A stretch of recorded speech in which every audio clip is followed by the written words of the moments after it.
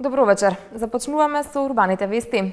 Почна изградбата на објектот за позитронска емисиона томографија. ПЕТ центарот ќе биде ново поглавје во македонското здравство. Бенефит од него ќе имаат сите македонски граѓани, но и пациентите од регионот. Оваа метода спаѓа во рангот на најсовремена ефикасна диагностика, како важен предуслов за успешна и пократкотрајна терапија на малигните заболувања, а воедно и како ефикасно следење на посттерапевските третмани и на времено диагностицирање на евентуалните рецидиви при малигните заболувања. ПЕТ центарот се гради до градската општа болница 8 септември. Ова е само почеток во урбаните вести, а еве што друго ќе гледате во нив.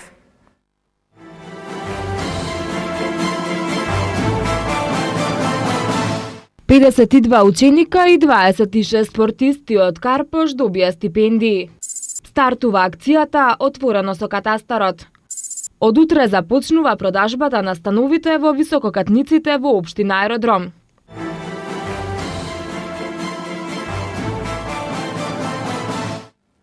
Со стипендирање на најдобрите ученици од основните училишта, општина Карпош по 5 пат ја покажа поддршката за учениците. Денеска беа доделени стипендии на 52 ученика и 26 спортисти.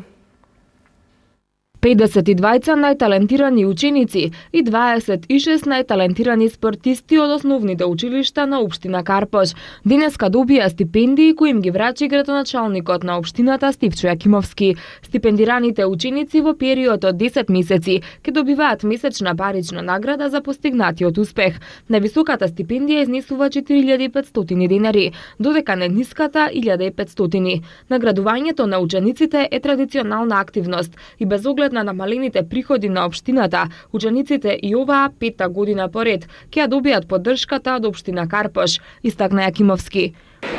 Ова е наша традиционална активност и посебно задоволство кога даваме стипендии за талентираните ученици и спортисти на територија на општина Карпош. Тие во наредниве 10 месеца ќе земаат стипендија од општина Карпош, поделена во 3 категории.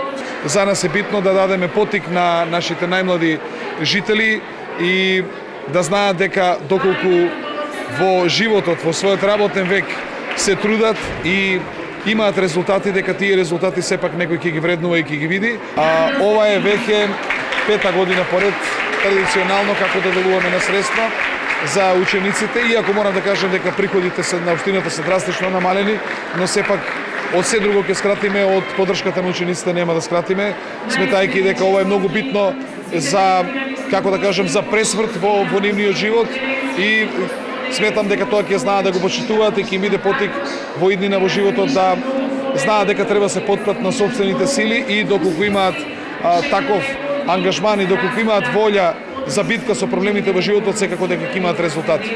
Покрај паричната награда, доделувањето на стипендиите е особено важно во нивниот понатамошен приод кон зададените обврски, знаејќи дека кога нешто внимателно и одговорно ќе го изработат, ќе бидат соодветно наградени, додаде градоначалникот Јакимовски.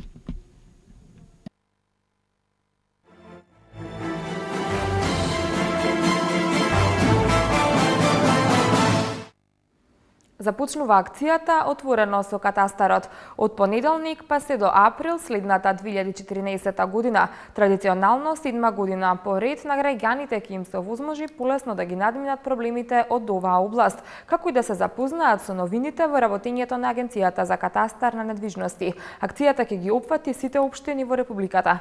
Повеќе за ова од Томислав Атанасовски. Од понеделник 11 ноември започнува акцијата Отворено со катастарот, што на граѓаните традиционално 7 година поред ќе им овозможи полесно да ги надминат евентуалните проблеми од оваа област, како и да се запознаат со новините во работењето на Агенцијата за катастар на недвижности. Акцијата ќе ги опфати сите општини во Македонија. Стартува во Скопје, во општина Киселавода и Ѓорче Петров, продолжува во Дебар, Берово, Кавадарци, Неготино, а завршува во Тетово и Гостивар на 2-3 април идната 2014 година. Беше донесен новиот закон за катастар недвижности, во кој што на Агенцијата за катастар недвижности беа дадени нови надлежности, тука беа издвоила масовната проценка, исто така и подземниот катастар. Исто така оваа година Агенцијата за катастар недвижности работеше напорно на дигитализацијата на катастарските планови, проектот Светска банка, исто така и на дигитализацијата на книгата на промени, а од овој месец започнавме и со скенирање на сите документи кои што како влезни доаѓаат во Агенцијата за катастар недвижности. Оваа година како едно продолжение на дигитализацијата, односно оние дигитални катастарски планови кои што веќе се дигитализирани, ги имаат поминато сите контролни работи, тополошки и други стручни контроли. Од август оваа година го ставивме во функција и графичкиот дел на електронскиот катастар, така да веќе 11 катастарски општини се вклучени во електронскиот катастар и граѓаните за овие 11 катастарски општини платоците ги добиваат како копија од катастарски план на самиот шалтер. Оваа година имавме и голема експанзија на електронскиот шалтер, така да веќе сите општини, сите нотарски канцелари, сите геодетски канцелари се приклучени на електронскиот шалтер, така да и можноста за издавање на податоци по електронски пат е значително зголемена. Годинава не се очекува зголемување на процентот на решавањето на предмети, но агенцијата сака да слушне со какви проблеми се соочуваат граѓаните затоа што катастарот интензивно ги спроведува дигитализацијата и другите масовни процеси за модернизација. За околу една година треба да почне масовна проценка на земјиштето и да профункционира регистарот на цени, што ќе овозможи точно да се знае колку чини секоја недвижност, стамбен објект, градежно или земјоделско земјиште. Регистарот на цени ќе биде јавно достапен до сите заинтересирани, а методологијата за нивно утврдување ќе ја одобри владата. Катастарот продолжува да работи на севкупна дигитализација со цел побрзо и поефикасно работење во функција на граѓаните и бизнис секторот. Наскоро ќе биде распишан и тендер за проектот Скен центар.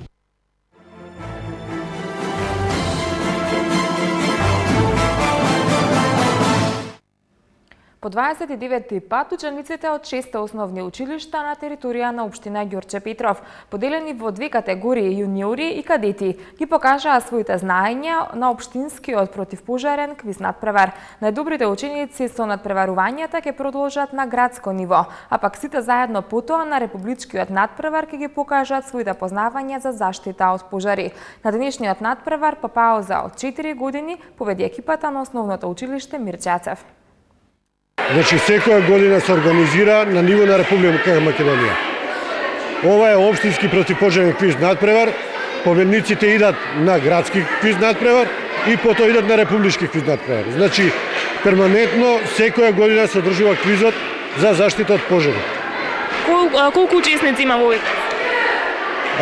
Учествуваат сите училишта на територијата на Ѓорче Петров. Значи, 6 основни училишта имаме на територијата на Ѓорче Петров и сите се поделени во две категории – јуниори и кадети. Дали има разлика, дали има отскокнување од едно до друго основно училиште? Кои покажуваат најмногу квалитети? Не може да кажеме таква работа, бидејќи секоја година, така речено секоја година имаме од друго училиште победник. Еве сега Мирчацев 4 години не било, сега е прво. Турската компанија Дживаер Холдинг од утре започнува со продажбата на висококатниците во градба во општина Аеродром. Становите ќе се продаваат по почетна цена од 1100 евра, а најскапите ќе достигнат и по 3000 евра за метар квадратен. Во кулите А и Б има вкупно 688 станови за кои структурната градба е завршена, а целиот проект треба да биде завршен во 2017 година. Инвестицијата е вредна 100 милиони евра. Денеска турската компанија Джевахир Холдинг го означи почеток на продажбата на становите од висококатниците во градба во општина Аеродром. Становите ќе се продаваат по почетна цена од 1100 евра, а најниските станови на врвот ќе се продават и по 3000 евра за метар квадратен. Овие цени се промотивни и се однесуваат додека трае изградбата, подоцна тие ќе бидат и поскапи. Во двете згради, односно во кулите А и Б, има вкупно 688 станови за кои структурната градба е завршена. Идните станари ќе плаќаат и месечен надоместок за одржување. Ќе можат бесплатно да ги користат и базените, сауните и фитнес центрите. Cevahir Holding 50 yılını Cevahir tamamlamış. Holding е фирма Turizm, која што inşaat има ve gayrimenkul 50 geliştirme години firmasıdır. во En секторот yüksek на dönemlerimizde недвижнини 7000 civarında и во personel туризам. çalıştırmış И во секоја bulunmaktayız. кула Ve има по sizlerin de 344 bildiğiniz стана. üzere Исто така има и Makedonya'da, трговски центар. Становите şu на anda проектот projemizde се de yeni променливи, aldığımız почнувајќи од projemizde 52 dahil квадрата.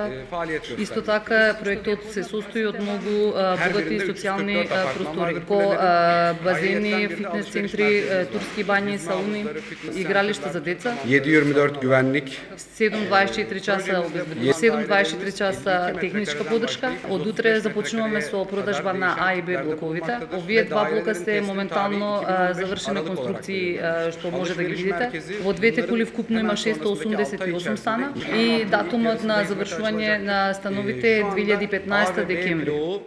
Изградбата на 4 висококатници, проект на Джевахир Холдинг, е една од најголемите инвестиции во градежниот сектор во Македонија и чини 100 милиони евра.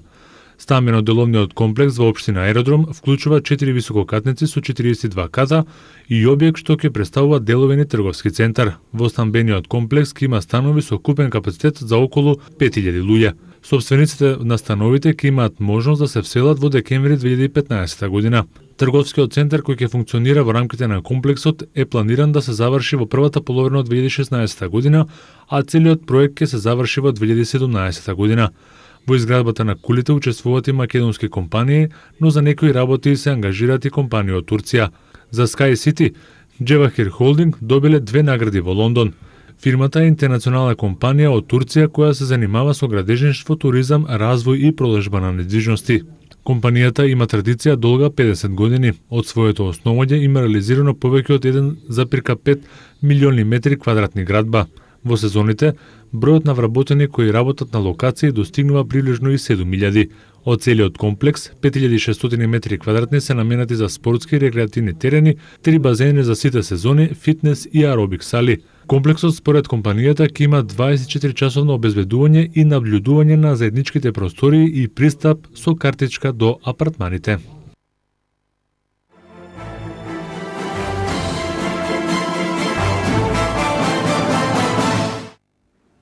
Во чест на денот на ослободувањето на Скопје 13 ноември, менаџментот на спортскиот центар Борис Трајковски го најавува отворањето на затворената сала за уметничко лизгање за сите љубители на овој зимски спорт. Досега граѓаните и децата лизгаа на отворено, на пластична ламинат подлога, така наречена викинг ајс, а од сега тоа ќе го прават на вистински мраз и во затворен објект. На 18 ноември предстои 20 деца од нивниот клуб за лизгање Y. Ке се организира манифестација со стилски точки по уметничко лизгање за децата уште повеќе да се инспирираат за овој атрактивен спорт. На лизгалиштето заинтересираните ќе имаат можност да бидат дел од разни програми, како рекреативно лизгање, тренинзи по хокеј, тренинзи по уметничко лизгање и турнири. Сезоната за мраз ќе трае до 15 април. Цената за користење на лизгалиштето ќе биде 120 денари, со вклучени лизгалки од спортскиот центар. Лизгалиштето ќе биде отворено 7 дена во неделата, а посетителите кои имаат желба ќе може да вежбаат на посебни часови со тренери. Кошаркарите на МЗТ Скопје во четвртото коло ја забележаа првата победа против Кале во Еврокупот по пауза од 15 години. Со победата против Вавринка, Рафаел Надал се пласираше во полуфиналето на Мастерсот во Лондон и го осигура првото место на АТП листата за 2013 година. Следува спортот веднаш по рекламите.